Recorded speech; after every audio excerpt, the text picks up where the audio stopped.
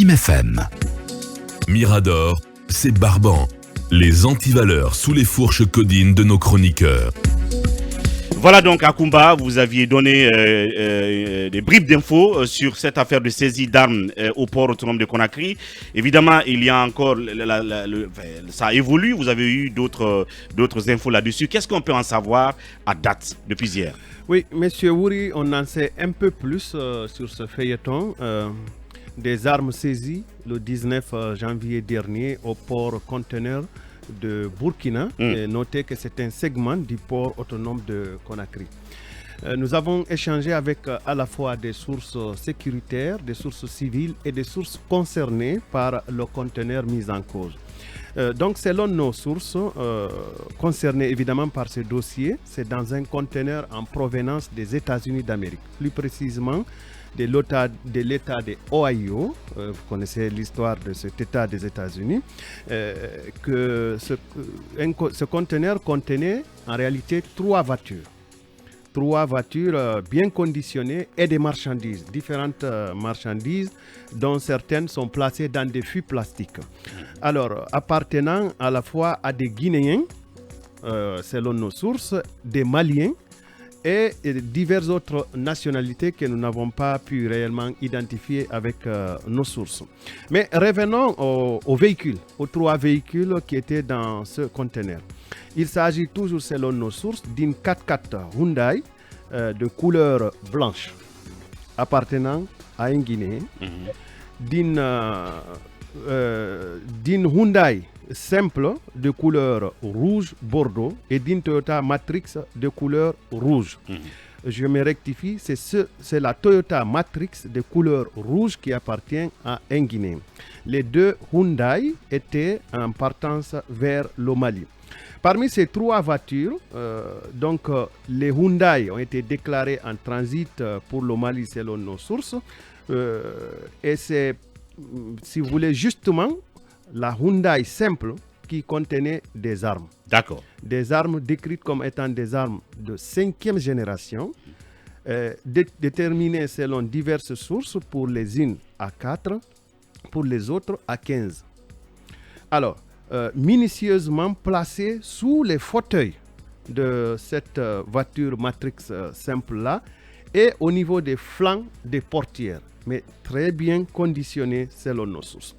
Mais quel est le mobile de cette découverte d'armes? Selon nos sources, qui sont, je le précise, sécuritaires et civiles, tout est parti des malentendus entre la gendarmerie du port et le commandement du segment de ce port-là, le commandement du port Burkina.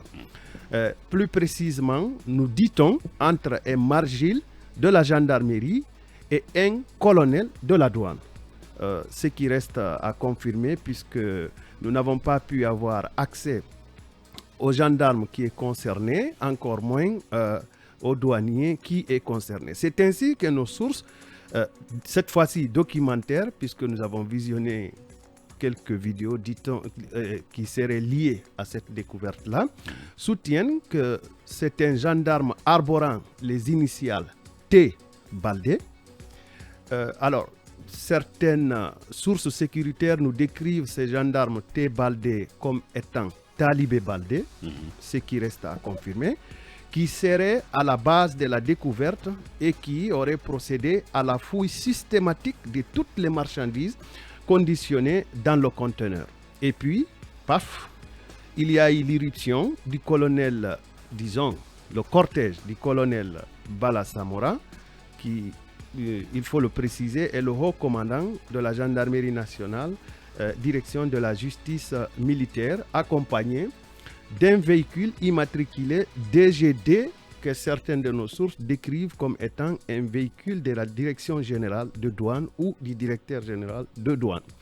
Ainsi, c'est dans un brouhaha un peu, si vous voulez, indescriptible, que des militaires, selon toujours la description de nos sources, se sont mis au volant, au volant des différentes voitures qui ont été découvertes sur place. Cependant, les trois voitures celle qui contenait les armes avait les pneus complètement endommagés. Bien. Donc, il a fallu qu'on affrète une grue pour que celle-ci récupère cette voiture endommagée, puisque c'est d'elle qu'il s'agit. Il se trouve que l'ensemble des 2 autres voitures avait été fouillé. Il n'y avait, selon nos sources, aucune marchandise prohibée dedans. Cependant, tous les 3 véhicules ont été saisis et conduits vers le siège de la gendarmerie nationale. Aujourd'hui, les propriétaires de certains véhicules qui sont dedans, des particuliers, notamment un Guinéen pour la Toyota que j'ai décrite tout à l'heure, n'ont pas accès à leur voiture. Et les marchandises qui ont été fouillées, qui appartenaient à plusieurs familles conditionnées dans des fûts plastiques, n'ont pas non plus eu accès à leurs marchandises. Pour vous dire vrai, personne ne veut aller pour réclamer ces marchandises, surtout quand il s'agit du colonel Bala Samora. Qui sont impliqués dans cette opération? Pour le moment, de manière provisoire, nos sources nous décrivent un Malien dont elles ignorent totalement le nom. Parce que vous savez, les sobriquets tuent souvent le nom civil, le nom à l'état civil. Et ces Maliens étaient, si vous voulez, le destinataire de 2 véhicules Hyundai Matrix. Dans un premier temps, il était présent, semble-t-il, au lieu de fouilles. Mais quand il a compris que la découverte devenait dangereuse, était imminente, était dangereuse, il a disparu pour près de 30 minutes selon nos sources et il a été finalement rattrapé par les services de sécurité. Qui est le transitaire de cette marchandise? Nos sources décrivent un certain Abdoulaye Thiam qui serait le transitaire de cette marchandise. Et le numéro qui nous a été donné comme étant le numéro de M. Abdoulaye Thiam, nous n'avons pas eu la chance de le joindre parce que le numéro ne marche pas, pour le moment en tout cas. Mais on nous a dit que M. Abdoulaye Thiam aurait été arrêté par la gendarmerie. Certainement, si tel est le cas, il a dû avoir ses téléphones peut-être déchargés ou éteints. En tout cas, nous avons cherché à joindre M. Abdoulaye Thiam pour un peu savoir qu'est-ce qui s'est passé, pour qu'il nous donne sa version en tant que transitaire. Alors, voilà un tout petit peu résumé. Nous allons revenir une fois de plus sur ce sujet avec quelques nouveaux éléments. Mais ce qui est clair, c'est qu'on peut retenir, et que ce que nos éditeurs peuvent retenir, que c'est une découverte qui est partie à la suite d'une divergence entre la gendarmerie et la douane. Et il nous semble, selon ce que nous avons tiré comme analyse des propos de nos différentes sources, que c'est une habitude. Une habitude. Que c'est une habitude et il paraît que ce conteneur était un conteneur couvert d'immunité de contrôle. D'immunité de contrôle. Chaque fois qu'il arrivait. C'est-à-dire qu'on ne pouvait pas regarder à l'intérieur. La direction du port Burkina a changé. Et vous savez, il y a le professeur Amadou Banobari qui aime à dire que l'argent c'est comme l'huile de palme.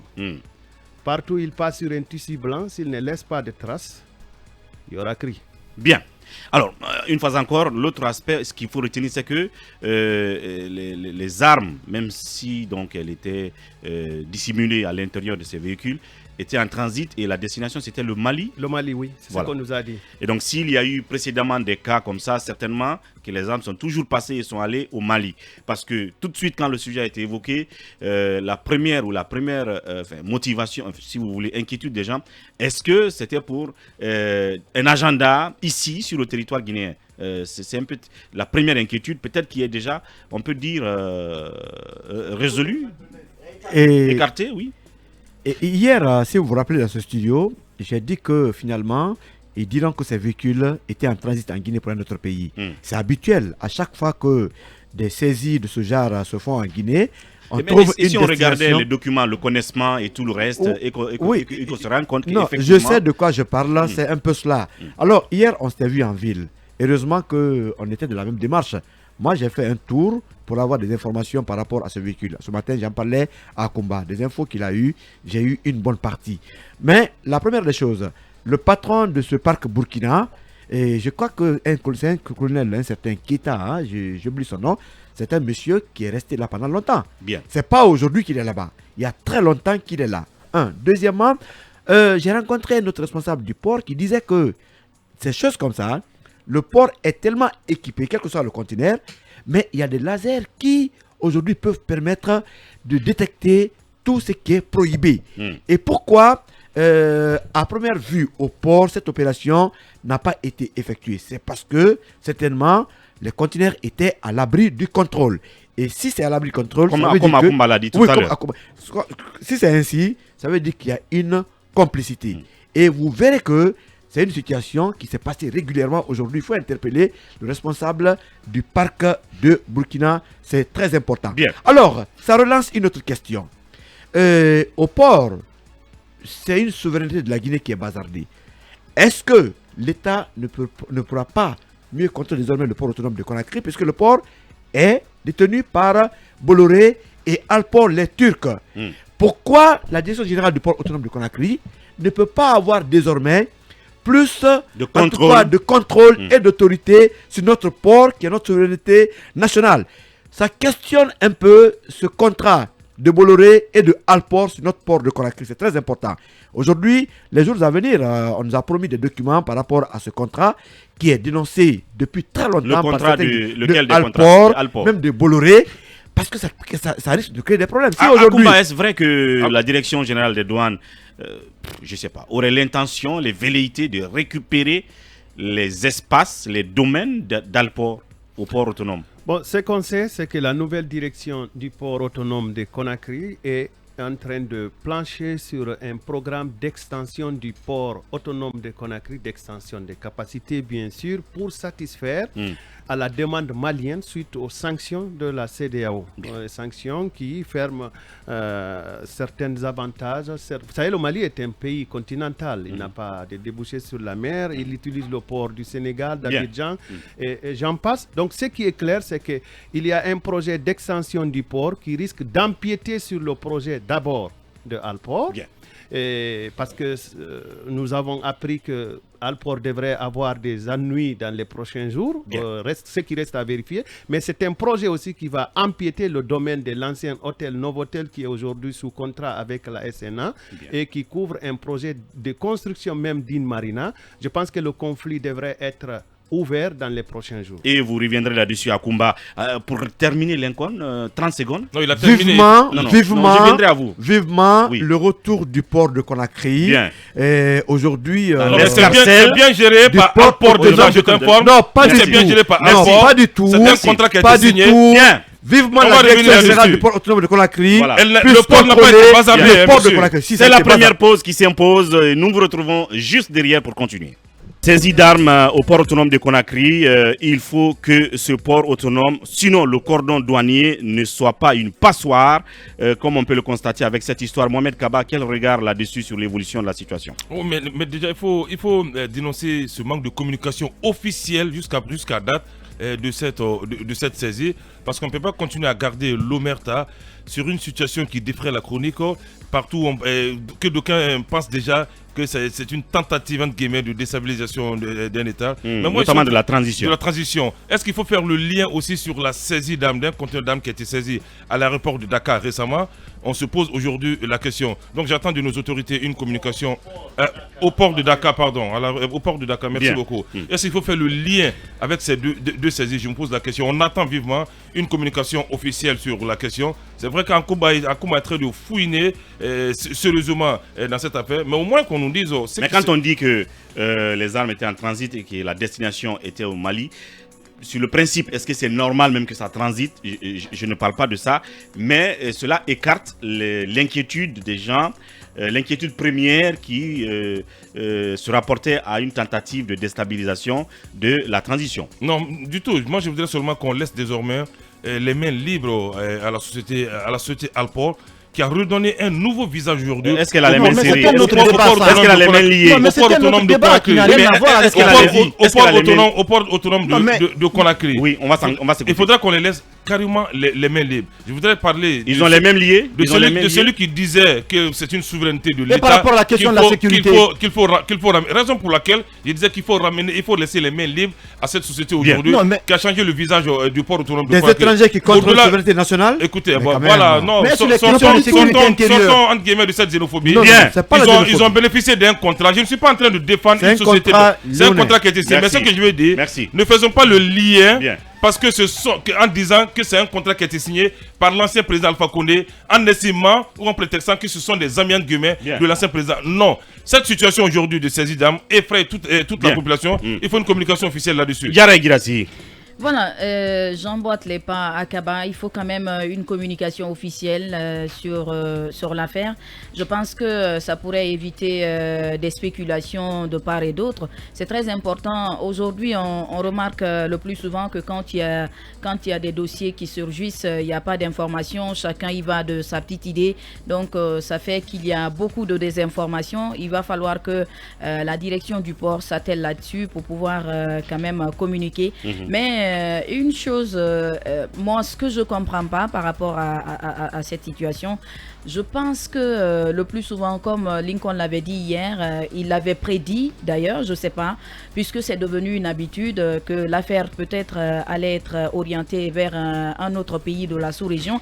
Et c'est ce qui a été exactement fait. Ça veut dire tout simplement que déjà, c'est un secret de polichinelle. Les gens savent qu'il y a quand même des trucs qui se passent au port. Moi, je pense qu'il y a trop de camouflage de ce côté pour pouvoir faire passer des informations par rapport à des dossiers concernant des affaires graves. Je pense qu'aujourd'hui, qu'il faut quand même creuser, aller en profondeur, et c'est le rôle des journalistes de le faire, parce que je pense que les autorités ne vont pas quand même donner des informations, puisque quand on creuse, on pourrait trouver quand même Bien. que ces autorités sont peut-être impliquées Tu à es fond quand même là-dedans. d'accord que quand les informations disent que les armes sont destinées au Mali, que cela écarte l'inquiétude selon laquelle ça aurait été destiné à une sorte de déstabilisation de la transition. Oui, mais bien sûr. Bien. Bien sûr. Je Oui, suis d'accord. Emmanuel, là-dessus.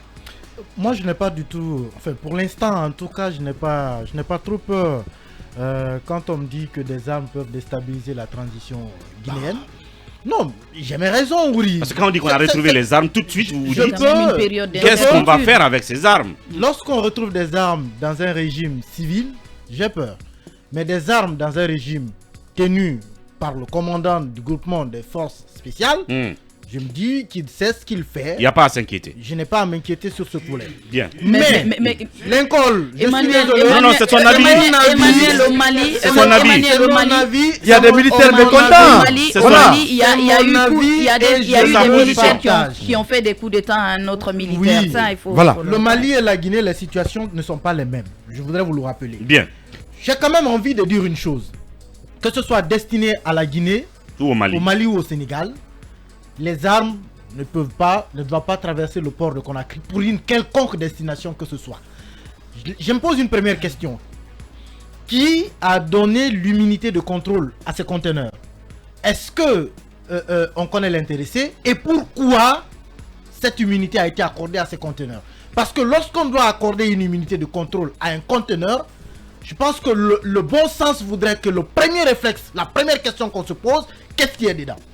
Est-ce que ce sont des produits qui n'ont pas besoin d'être contrôlés? Est-ce que ce sont des médicaments? Est-ce que ce sont des produits toxiques? Est-ce que ce sont des produits sensibles?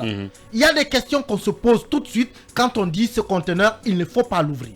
Mais qu'on dise qu'un conteneur qui contient des véhicules et dans lequel on retrouve des armes est frappé du sceau de l'immunité, quelqu'un a signé ce document.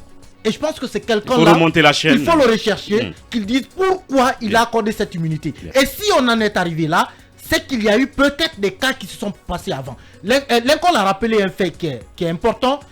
Des agents qui sont à ces ports conteneurs depuis des années. Burkina notamment. Et on l'a dit, c'est un peu les conséquences de la sédentarisation. Les gens finissent par s'ancrer, Se par fossiliser. développer des stratégies de Ouais. contournement.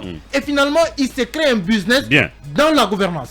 L'autre aspect, la deuxième question que j'aimerais soulever, même si ces armes sont destinées au Mali, est-ce que des armes qui débarquent au Mali, qui déstabilisent le Mali, font l'affaire de la Guinée? Le Mali qui n'est pas en sécurité, la Guinée ne peut pas être en sécurité. Même si ces armes ne sont pas destinées à notre pays, il faut qu'on s'inquiète. Absolument. Que l'on s'inquiète parce qu'il y a déjà une situation assez fragile au Mali, Mali. qui inquiète la Guinée. La dernière fois, c'était à Dakar, la Kaba l'a rappelé, au port où on a saisi des munitions, et ici ce sont des armes, et on dit que ces deux étaient peut-être destinés au même pays. Bien. Je crois qu'il faut, maintenant qu'on est en train de développer des relations commerciales plus élargies avec le Mali, il va falloir être extrêmement vigilant là-dessus, parce que ce pays n'a pas besoin d'une question, d'une déstabilisation plus qu'elle n'en subit en ce moment. Bien. Il faut que la Guinée joue son rôle à aider le Mali à être en sécurité. Et surtout à sécuriser le cordon douanier qui ne doit pas, comme je l'ai dit tantôt, être une sorte de passoire. Alors, Basekou, si tant est qu'il existe un réseau, peut-être de vente d'armes dans la sous-région, ça veut dire que ces tentacules en Guinée viennent d'être dénichés. Oui, et peut-être et encore en Guinée depuis longtemps. Mais je pense que ce que les nouvelles autorités doivent faire aujourd'hui pour notamment assurer la sécurité des populations et éviter que le port autonome de Conakry ne serve par exemple de partie de transit pour permettre à des armes, notamment comme celles qui ont été saisies par exemple d'aller vers le Mali ou vers d'autres pays. La première des choses, la première mesure qu'il faut prendre, il faut tout de suite procéder à un remue-ménage au niveau du port autonome de Conakry. Je sais ce que je dis parce que la sédentarisation des cadres a été, mon avis aujourd'hui, a été un facteur qui permet de mettre en place un véritable réseau, un système de corruption assez élargi. Et ça, c'est deuxièmement.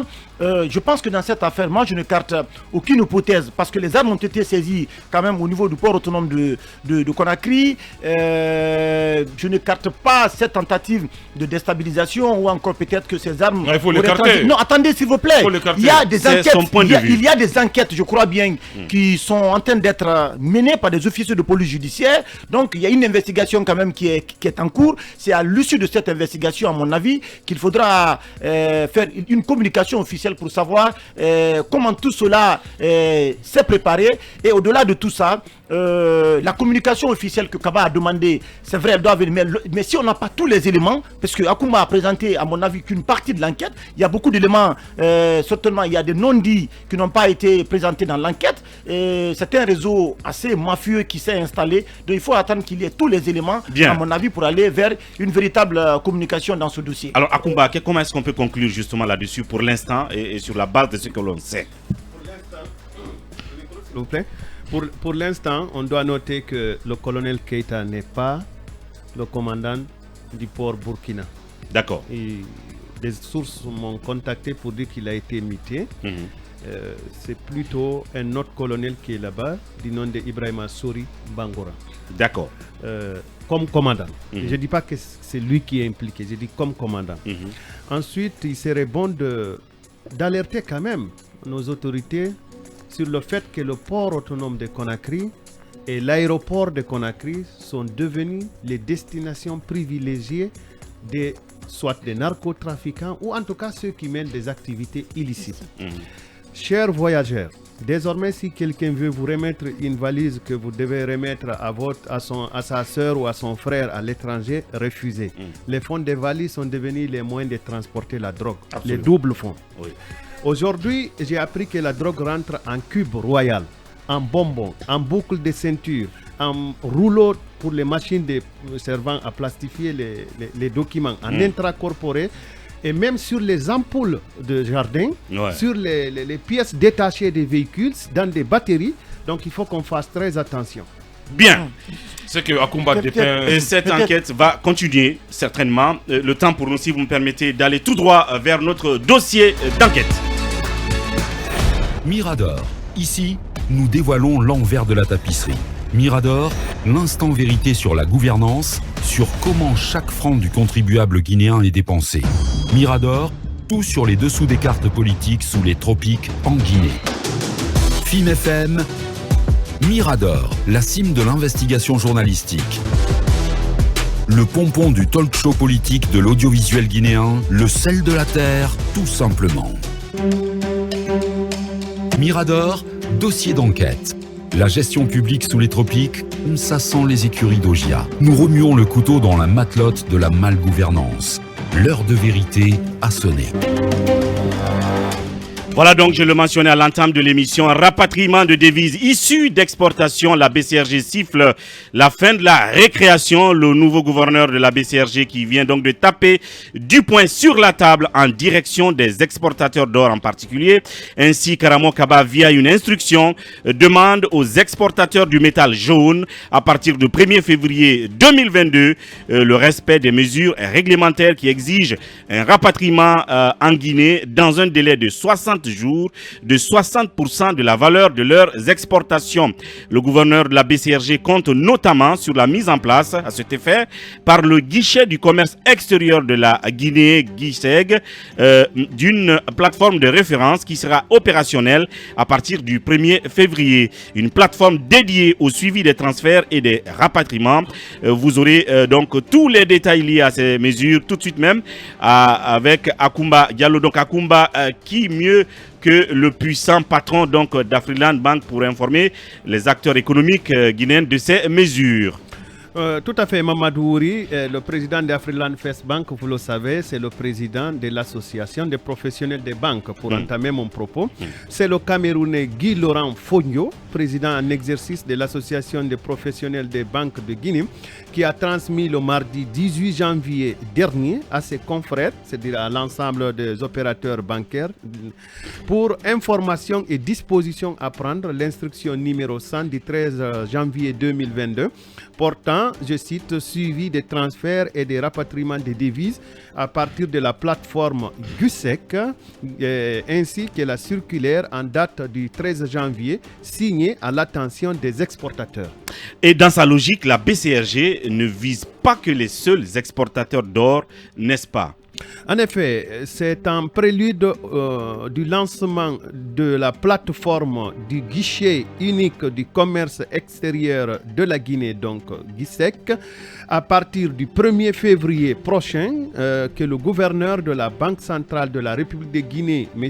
Karamo Kaba, a rappelé aux exportateurs de l'or que les mesures réglementaires exigent un rapatriement en Guinée dans un délai de 60 jours de 60% de la valeur de toutes les exportations. Il faut toutefois préciser que pour des sociétés minières bénéficiant donc d'une convention minière, ce délai est de 90 jours avec une proportion obligatoire qui respecte les clauses d'établissement de la dite société bénéficiaire des conventions. Pour les autres exportateurs, la réglementation fixe un délai de 90 jours également, mais avec une proportion de 100% de la valeur de la marchandise exportée. À l'évidence, la Banque centrale de la République de Guinée compte sur 3 structures pour assurer le suivi de ces mesures.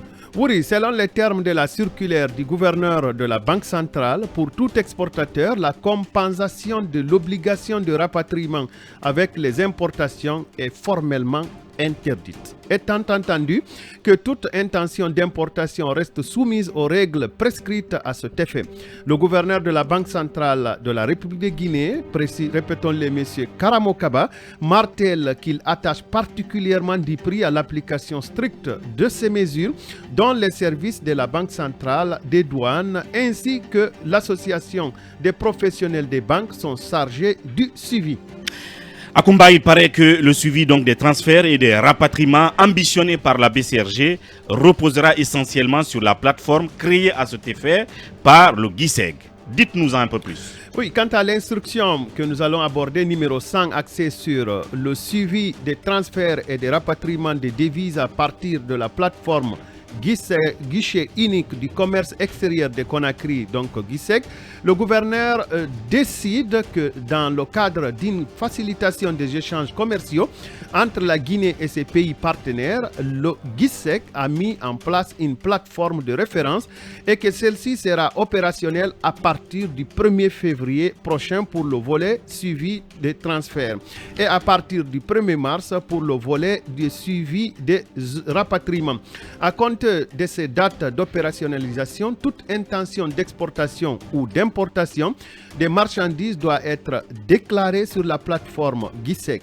Les exportations et importations seront obligatoirement domiciliées dans une banque et liées à un dossier de transfert de devises sur la plateforme GISEC.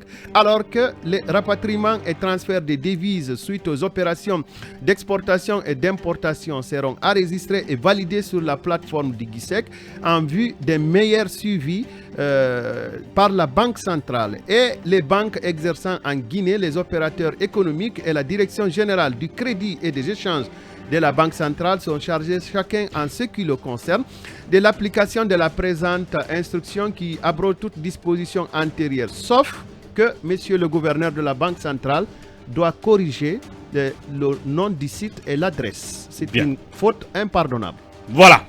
Merci Akumba pour cette première partie de cette enquête que vous continuerez à mener. Mais d'entrée, si vous voulez, tout de suite, la première question que j'ai, c'est que si on prend cette décision et on sait que avant toutes les intentions d'importation et d'exportation se réglaient à la DDI, DDE, le paiement se faisait sous forme de cash selon ce qu'on sait.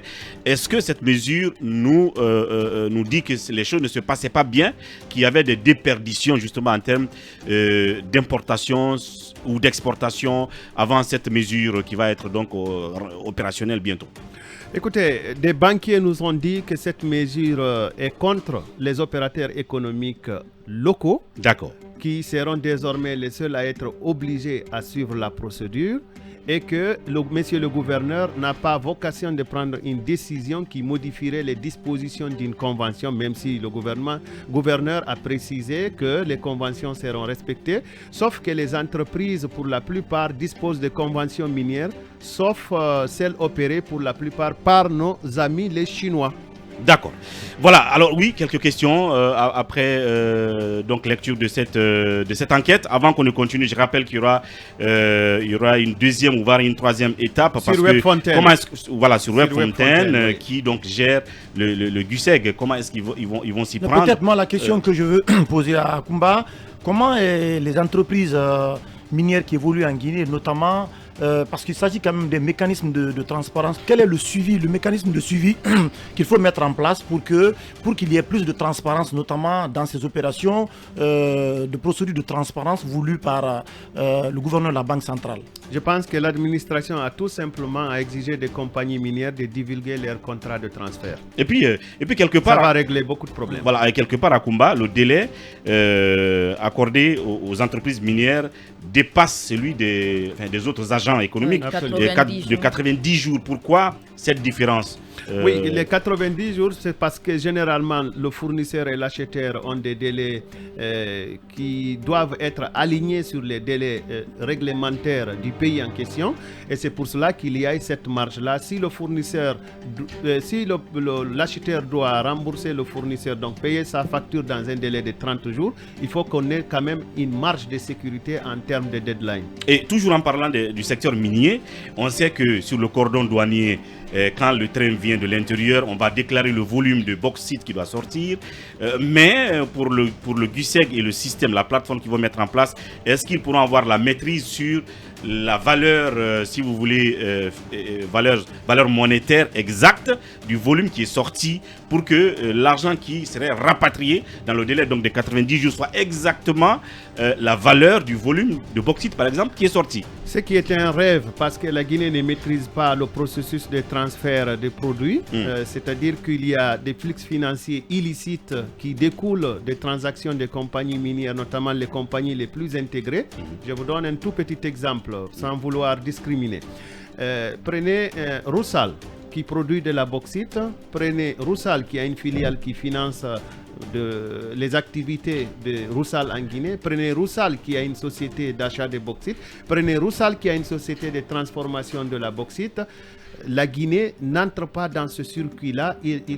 La Guinée ne peut pas pour le moment vérifier, n'a pas accès à tous les contrats de transfert qui devraient être signés préalablement. Donc on ne peut pas savoir de la valeur de mon point de vue et de l'expérience que je tire de 15 ans de travail au niveau de l'initiative pour la transparence dans les industries extractives. C'est une ambition qui est accompagné par la coopération allemande aujourd'hui pour que la Guinée ait des bascules.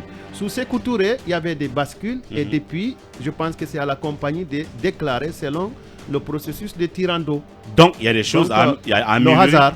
Il y a des choses donc à améliorer à ce niveau. Absolument. Mais dans l'ensemble, le mécanisme, s'il y a quand même un bénéfice ou un intérêt à saluer, est-ce que c'est parce que ça permettra ou ça évitera des sorties illicites de devises? Par exemple, si moi, agent économique, je dois faire je vais habituellement à la DDI, j'ai dit que je dois importer des marchandises de 300 000 $, et donc ma banque transfère cet argent à l'extérieur, mais après, il n'y a aucune marchandise qui revient dans le pays équivalent à ces 300 000 $. Donc, ça veut dire que de l'argent est sorti, on ne sait pas pour aller faire quoi et il n'y a pas de suite.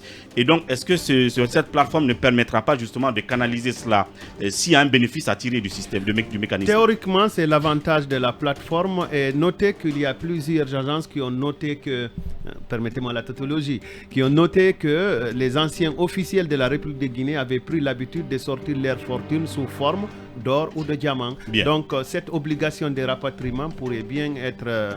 l'avantage pourrait bien donner de l'avantage à l'État guinéen de contrôler le circuit financier, mais aussi de savoir quel est le volume de devises découlant de sa production locale. Voilà. Le micro de Lincoln, s'il vous plaît. Comment parvenir au vrai contrôle quand on sait que sur le terrain, tous les malins peuvent être en tout cas menés pour échapper en tout cas à ces opérations à combat. Nous sommes en Guinée. Le premier élément de réussite d'un contrôle, c'est la formation des ressources humaines, formation scientifique et morale. Bien. Et comme je l'ai dit, et je rappelle, Akumba va poursuivre puisque c'est, vous l'avez dit, quelle entité? Vous avez une question? Oui, je voulais rebondir dans le même sens que Lincoln. J'aimerais bien savoir quelle est la garantie autour de cette plateforme pour éviter qu'il y ait trop de tournures autour, puisqu'on sait comment ça se passe avec le système notamment appelé système d'arrosage. D'ici qu'on ne présente l'enquête sur Webfontaine, notez tout simplement que la plupart des banques éligibles sont interconnectées sur la plateforme. Voilà. Et c'est toujours la suite, suite, oui. Il y a le guichet unique déjà qui existe. Et lorsqu'on nous parle aussi de cette plateforme guichet, et le guichet unique. La DDI, pardon. Est-ce que désormais la DDI va disparaître? On se pose aujourd'hui des questions. C'est différent, ils rendent des services différents. Bien. Voilà. Bon, n'entrons pas dans l'enquête qui doit... Et mieux, ça veut dire que le ministère des Mines... Non, le système étant dématérialisé, je pense qu'ils sont liés. Ils font des opérations ensemble, mais de façon dématérialisée. Ça veut dire quelque part le ministère des Mines ne fait pas son travail. Bon, enfin. Attendons l'enquête. L'enquête sur Web. Hier, on dénonçait ce ministère des Mines. Ça prouve, c'est ce que le gouverneur de la Banque centrale vient de prouver. Bien, entre autres. Non, parce que c'est tous les agents économiques qui sont concernés, pas que les miniers. En particulier le ministère des Mines. Bien. Raison pour laquelle il faut approcher. Tous les importateurs et exportateurs sont concernés par le GISEC. Même nous, par exemple, si on veut aller acheter, je ne sais pas, des équipements à l'extérieur, par exemple, pour le projet télé, on a un volume, un montant qui est, je ne vais pas donner le budget, mais il va falloir faire une déclaration au niveau de d'intention, voilà, au niveau de la plateforme, d'intention d'achat de nos équipements dans tel pays. Et après, on doit se rassurer que l'argent qu'on a envoyé pour l'achat de tel équipement et que les équipements, effectivement, sont arrivés en Guinée dans un délai de 60 jours. C'est un peu ça. C'est un peu ça. Le spécialiste des questions minières que vous connaissez tous, M. Bachir Diallo avait sonné l'alerte par rapport à cette situation. Mais c'est un monsieur qu'on refuse d'écouter aujourd'hui. Je ne sais pas. Il devrait être ministre. Mais aujourd'hui, il a sa place quelque part. Il peut vraiment faire de la consultation. Alors, prochaine étape, c'est donc comment est-ce que Webfontaine va s'y prendre. C'est la question et c'est là-dessus que Akumba va travailler. Je précise avec, bien entendu, les informations que m'envoie le responsable de la logistique du groupe Fréquence Média, Ibrahim Babey Diallo. L'immatriculation de notre véhicule volé est bien RC 3511AZ de couleur grise. Si vous l'interceptez dans la circulation, immobilisez-nous ce véhicule et seulement ne tuez pas celui qui est là-dedans. S'il vous plaît, nous allons donc passer à la partie invitée de notre émission.